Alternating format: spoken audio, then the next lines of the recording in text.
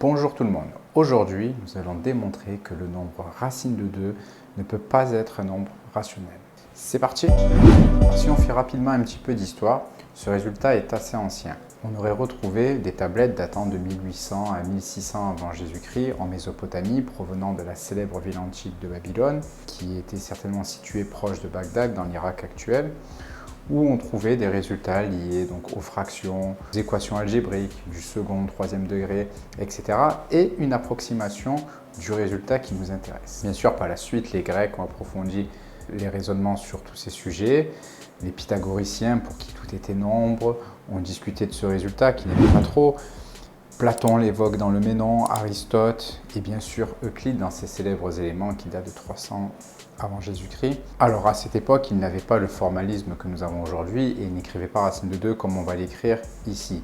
Leur approche était certainement plus géométrique. En effet, très tôt, les mathématiciens se sont rendus compte que lorsqu'on prenait un carré, quel qu'il soit, si on faisait le rapport entre la longueur de sa diagonale et la longueur d'un de ses côtés, on tombait toujours sur le même nombre.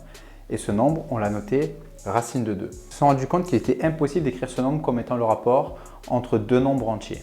C'est ce que nous allons démontrer dans cette vidéo. Il existe différentes manières de montrer ce résultat. Nous allons choisir une approche plutôt arithmétique. Donc en gros, on veut montrer que racine de 2 n'est pas un nombre rationnel. D'accord? Si tu ne sais pas ce qu'est un nombre rationnel, je t'incite à aller voir la vidéo précédente que j'ai publiée sur le sujet. Ça te permettra de comprendre les notions qu'on utilise ici. Donc pour ce faire, on va utiliser ce qu'on appelle un raisonnement par l'absurde.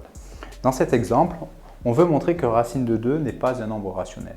Donc on va supposer qu'il est rationnel et en développant notre raisonnement, on va se rendre compte qu'on va obtenir quelque chose qui est en contradiction avec nos hypothèses de base, quelque chose qui est absurde. Donc on pourra conclure que notre hypothèse de base était fausse, que par conséquent racine de 2 n'est pas un nombre rationnel. C'est parti. On l'écrit, on raisonne par l'absurde. Supposer que racine de 2 est un nombre rationnel. Si c'est le cas, alors je pourrais écrire sous cette forme.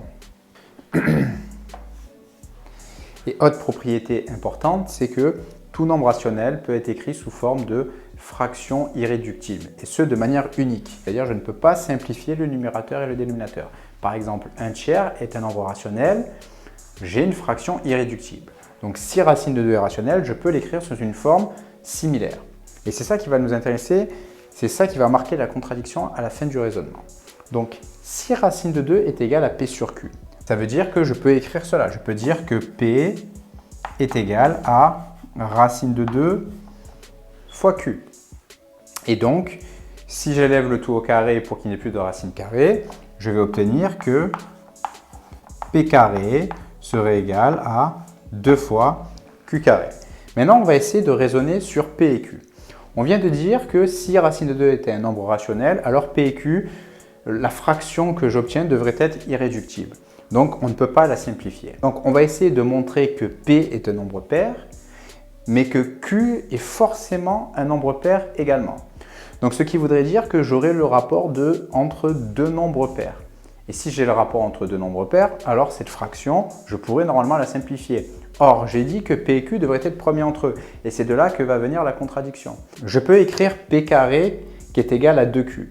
Donc ça, automatiquement, ça implique que P carré est un nombre pair. Car si je prends un nombre et que je le multiplie par 2, j'ai forcément un nombre pair. A fortiori, si P carré est pair, P est également un nombre pair. Mais donc, si P est un nombre pair, ça veut dire que je peux l'écrire sous cette forme. Donc maintenant, on va faire de même avec Q. Donc si P est pair, ça veut dire que je peux l'écrire sous cette forme. Donc ici, je vais remplacer P par la forme que je viens d'obtenir. Je vais développer mon expression. Et maintenant, je vais exprimer Q carré. Donc, je viens de montrer que Q carré était égal à 2 fois un entier. Si K est un entier, K au carré est forcément un entier. Donc, je viens de montrer que Q au carré était aussi un nombre pair. Et a fortiori que Q est un nombre pair. Donc, qu'est-ce qui se passe? En gros, P est pair, Q est pair. Donc, j'ai le rapport entre deux nombres pairs. Mais si j'ai une fraction avec un nombre pair au numérateur et un nombre pair au dénominateur, je peux simplifier cette fraction, au moins par 2. Or, On a dit que P et Q étaient premiers entre eux. Donc, il y a une contradiction entre ce qu'on a ici et nos hypothèses de base. Donc, ce résultat est absurde. Donc, racine de 2 n'appartient pas à Q. Nous venons donc de montrer que racine de 2 était un nombre irrationnel. Si tu as aimé le contenu, n'hésite pas à aimer la vidéo, à t'abonner, ça aide pour le référencement et ça permet à la chaîne de se développer. Si tu n'as pas vu les vidéos précédentes sur les ensembles, je t'incite à aller les voir, ça te permettra de comprendre les concepts utilisés. Merci d'avoir regardé cette vidéo et à bientôt.